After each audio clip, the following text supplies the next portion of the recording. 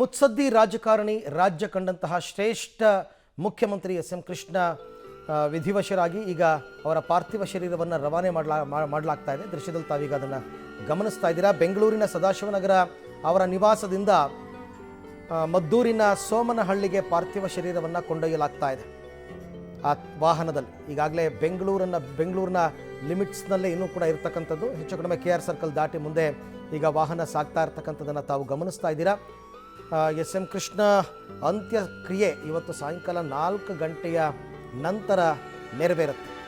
ಮುತ್ಸದ್ದಿ ರಾಜಕಾರಣಿ, ಮಾಜಿ ಮುಖ್ಯಮಂತ್ರಿ ಸೋಮನಹಳ್ಳಿ ಮಲ್ಲಯ್ಯ ಕೃಷ್ಣ ಮಂಗಳವಾರ ಬೆಳಗ್ಗಿನ ಜಾವ 2:30 ಸುಮಾರಿಗೆ ಸದಾಶಿವನಗರದ ತಮ್ಮ ನಿವಾಸದಲ್ಲಿ ನಿಧನ ಹೊಂದಿದರು. 93 ವರ್ಷ ಅವರಿಗೆ ವಯಸ್ಸು. ಕಳೆದ ಕೆಲ ತಿಂಗಳಿನಿಂದ ಶ್ವಾಸಕೋಶದ ಸೋಂಕು, ಆರೋಗ್ಯ ಸಮಸ್ಯೆಯಿಂದ ಬಳಲ್ತಾ ಇದ್ದ ಅವರು ಆಸ್ಪತ್ರೆಯಲ್ಲಿ ಚಿಕಿತ್ಸೆಯನ್ನು ಪಡಿತಾ ಇದ್ದರು. ಆಮೇಲೆ ನಾನು ಆಗಲೇ ಹೇಳಿದಂತೆ ಗುಣಮುಖರಾದ ಬಳಿಕ ಮತ್ತೆ ಮರಳಿ ಕುಟುಂಬದೊಂದಿಗೆ ಕಾಲ ಕಳೀತಾ ಇದ್ದ ಅವರು ವಯೋಸಹಜವಾದಂತಹ ಕಾಯಿಲೆಯಿಂದ ಕೊನೆಯುಸಿರೆಳೆದಿದ್ದಾರೆ. ಇವರ ಪತ್ನಿ ಪ್ರೇಮ ಅವರಿಗೆ 2 ಪುತ್ರಿಯರು, ಶಾಂಭವಿ ಮತ್ತು ಮಾಳವಿಕಾ, ಮತ್ತು ಮೊಮ್ಮಕ್ಕಳು ಮತ್ತು ಅಪಾರ ಅಭಿಮಾನಿಗಳನ್ನು ಎಸ್.ಎಂ. ಕೃಷ್ಣ ಅವರು ಅಗಲಿದ್ದಾರೆ. ಮಂಡ್ಯ ಜಿಲ್ಲೆ ಮದ್ದೂರು ತಾಲೂಕಿನ ಸೋಮನಹಳ್ಳಿಯವರಾದ ಕೃಷ್ಣ ಅವರು 1932 ಮೇ 1ನೇ ತಾರೀಕು ಜನನವಾಗುತ್ತೆ. ಅವರ ತಂದೆ ಎಸ್.ಸಿ. ಮಲ್ಲಯ್ಯ ಮತ್ತು ಅವರ ತಾಯಿ ತಾಯಮ್ಮ ಅಂತ ಈ ದಂಪತಿಗೆ ಜನಿಸಿದವರು. ರಾಜಕಾರಣದಲ್ಲಿ ಹಂತ ಹಂತವಾಗಿ ಮೇಲೇರಿದಂತಹವರು.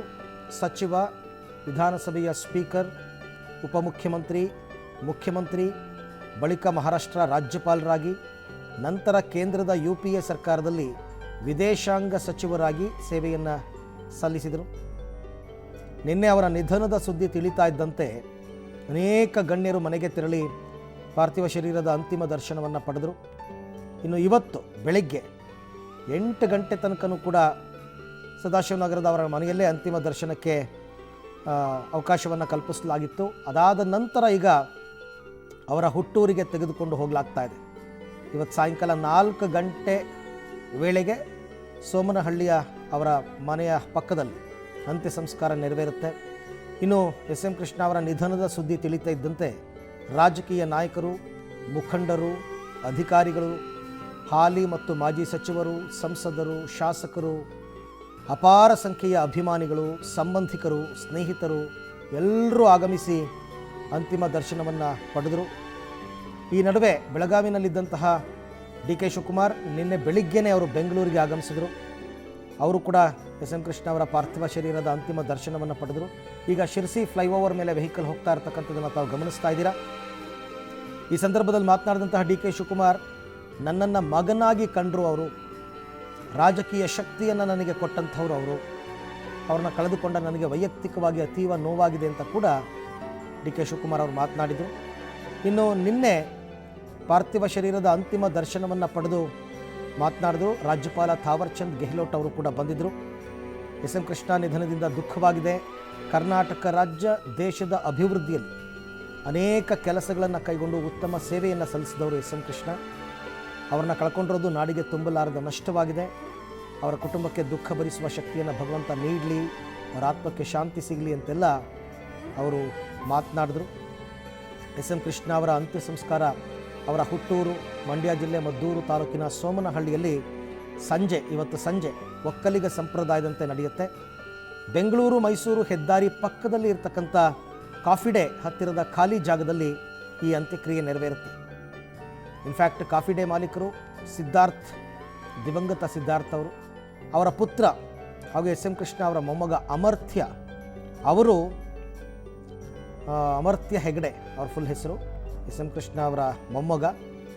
ಎಸ್.ಎಂ. ಕೃಷ್ಣ ಅವರ ಚಿತೆಗೆ ಅಗ್ನಿಸ್ಪರ್ಶವನ್ನು ಅವರೇ ಮಾಡ್ತಾರೆ. ಭಾನುಪ್ರಕಾಶ್ ಶರ್ಮಾ ಅವರ ನೇತೃತ್ವದಲ್ಲಿ 15 ವೈದಿಕರ ತಂಡದಿಂದ ವಿಧಿವಿಧಾನ ಕಾರ್ಯಗಳೆಲ್ಲವೂ ಕೂಡ ನೆರವೇರುತ್ತೆ. ಹಲವು ಯತಿಗಳು, ವಿವಿಧ ಮಠಗಳ ಸ್ವಾಮೀಜಿಗಳು, ಅದರಲ್ಲೂ ಸುತ್ತೂರು ಶ್ರೀಗಳು ಬರ್ತಾರೆ.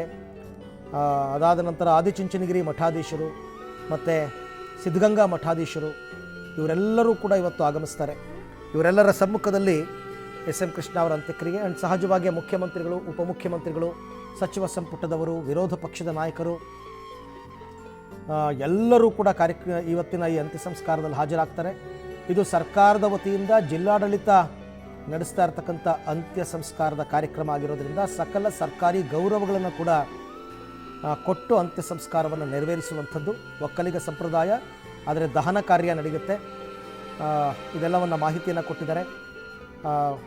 ಜೊತೆಗೆ ಅಲ್ಲಿ ತಯಾರಿಗಳು ಕೂಡ ತುಂಬ ಚೆನ್ನಾಗಾಗಿದೆ. ಬಂದವರೆಲ್ಲ ಕೂತ್ಕೊಳ್ಳೋದಕ್ಕೆ ವ್ಯವಸ್ಥೆ, ಆಮೇಲೆ ಈಗ ಅಂತಿಮ ದರ್ಶನಕ್ಕೆ ವ್ಯವಸ್ಥೆ ಬೇರೆ ಜಾಗದಲ್ಲಿ, ಚಿತೆಯನ್ನು ಇಡೋದಕ್ಕೆ ಬೇರೆ ಜಾಗ, ಹೀಗೆ ಎಲ್ಲ ರೀತಿಯಲ್ಲೂ ಕೂಡ ವ್ಯವಸ್ಥೆ ಆಗಿದೆ. ನಿನ್ನೆನೇ ಡಿ ಕೆ ಶಿವಕುಮಾರ್ ಅವರು ಸೋಮನಹಳ್ಳಿಗೆ ಭೇಟಿ ನೀಡಿ ಸಿದ್ಧತೆಗಳ ಪರಿಶೀಲನೆಯನ್ನು ಮಾಡಿದ್ರು. ಅಂತ್ಯಕ್ರಿಯೆಗೆ ಗಂಧದ ಕಟ್ಟಿಗೆಗಳ ಬಳಕೆಯನ್ನು ಮಾಡಲಾಗುತ್ತೆ. ಸೋಮನಹಳ್ಳಿಗೆ 10 ಗಂಟೆ 10:30 ಅಂತ 11 ಗಂಟೆ ತನಕನೂ ಆಗ್ಬೋದು ಇವತ್ತು ರೀಚ್ ಆಗೋದು ಅಂತ. 3 ಗಂಟೆ ತನಕ ಸಾರ್ವಜನಿಕ ದರ್ಶನಕ್ಕೆ ಅವಕಾಶವನ್ನು ಮಾಡಿಕೊಡ್ತೀವಿ ಅಂತಕ್ಕಂಥದ್ದು ಈಗ ಡಿ ಕೆ ಶಿವಕುಮಾರ್ ಅವರೇ ಕೊಟ್ಟಿರ್ತಕ್ಕಂಥ ಮಾಹಿತಿ. ಸೊ ಹಾಗಾಗಿ ಅದರ ಪ್ರಕಾರವೇ ಇವಾಗ ಎಲ್ಲವೂ ಕೂಡ ನಡೆಯುತ್ತೆ. ನಿಧನದ ಸುದ್ದಿ ತಿಳಿತಾ ಇದ್ದಂತೆಯೇ ಎಲ್ಲರೂ ಕೂಡ ಸಾಕಷ್ಟು ಜನ ಬಂದು ಅಂತಿಮ ದರ್ಶನವನ್ನು ಪಡೆದರು. ಸದಾಶಿವನಗರದ ನಿವಾಸಕ್ಕೆ ರಾಜಕಾರಣಿಗಳು, ಸಿನಿಮಾ ನಟರು, ವಿವಿಧ ಕ್ಷೇತ್ರಗಳ ಗಣ್ಯರು ಎಲ್ಲರೂ ಕೂಡ ನಿನ್ನೆನೇ ಭೇಟಿ ಕೊಟ್ಟಿದ್ದಾರೆ. ಅದರಲ್ಲೂ ಪ್ರಮುಖವಾಗಿ ಮಾಜಿ ಮುಖ್ಯಮಂತ್ರಿಗಳಾದ ವೀರಪ್ಪ ಮೊಯ್ಲಿ, ಡಿ ವಿ ಸದಾನಂದಗೌಡ, ಸಂಸದ ಡಾಕ್ಟರ್ ಮಂಜುನಾಥ್ ಅವರು, ಶಾಸಕರಾದ ಅಶ್ವಥ್ ನಾರಾಯಣ್, ತನ್ವೀರ್ ಸೇಠ್, ಮಾಜಿ ಸಚಿವರಾದ ನಫೀಜಾ ಫಜಲ್, MTV ನಾಗರಾಜ್, ಪುಟ್ಟರಾಜು, ಅರವಿಂದ್ ಲಿಂಬಾವಳಿ, ಮೋಟಮ್ಮ, CM ಇಬ್ರಾಹಿಂ, ಮಾಜಿ ಸಂಸದರಾದ ಸುಮಲತಾ, ಪ್ರತಾಪ್ ಸಿಂಹ, ವಟಾಳ್ ನಾಗರಾಜ್, ವಿನಯ್ ಗುರೂಜಿ, ಭಾನುಪ್ರಕಾಶ್ ಶರ್ಮಾ, ತೇಜಸ್ವಿನಿ ಅನಂತಕುಮಾರ್, ಸುತ್ತೂರಿನ ಶ್ರೀಗಳು ಎಲ್ಲ ನಿನ್ನೆನೇ ಬಂದಿದ್ದರು. ಚಿತ್ರರಂಗದಿಂದ ನಟಿ ರಮ್ಯಾ, ಅಶ್ವಿನಿ ಪುನೀತ್ ರಾಜ್ಕುಮಾರ್, ನಟ ಶ್ರೀನಾಥ್, ನಟಿ ತಾರಾ, ನಾಗತಿಹಳ್ಳಿ ಚಂದ್ರಶೇಖರ್ ಇವರೆಲ್ಲರೂ ಕೂಡ ಬಂದಿದ್ದರು. ಮಾಜಿ ಕ್ರಿಕೆಟಿಗ ಅನಿಲ್ ಕುಂಬ್ಳೆ ಅಂತಿಮ ದರ್ಶನವನ್ನು ಪಡೆದರು. ಸೊ ಇವರೆಲ್ಲರೂ ಕೂಡ ಬಂದಿದ್ದರು. ಜೊತೆಗೆ ಕಳೆದ 1 ವರ್ಷದಿಂದ ಎಸ್ ಎಂ ಕೃಷ್ಣ ಅವರಿಗೆ ಟ್ರೀಟ್ಮೆಂಟ್ ಕೊಡ್ತಾ ಇದ್ದಂತಹ ವೈದ್ಯರ ತಂಡ ಅವರು ಕೂಡ ಬಂದು ಅಂತಿಮ ದರ್ಶನವನ್ನೆಲ್ಲ ಪಡೆದರು. ಒಂದು ಕಡೆ ಅಂತಿಮ ಮೆರವಣಿಗೆ ಸಾಗ್ತಾ ಇರ್ತಂತಹ ದೃಶ್ಯವನ್ನು ತಾವು ಗಮನಿಸ್ತಾ ಇದ್ದೀರಾ. ಮತ್ತೊಂದು ಕಡೆ ಅಲ್ಲಿ ಚಿತೆಯ ಸಿದ್ಧತೆ ಹೇಗಾಗ್ತಾ ಇದೆ ಅಂತ ಕೂಡ ನೋಡ್ತಾ ಇದ್ದೀರಾ.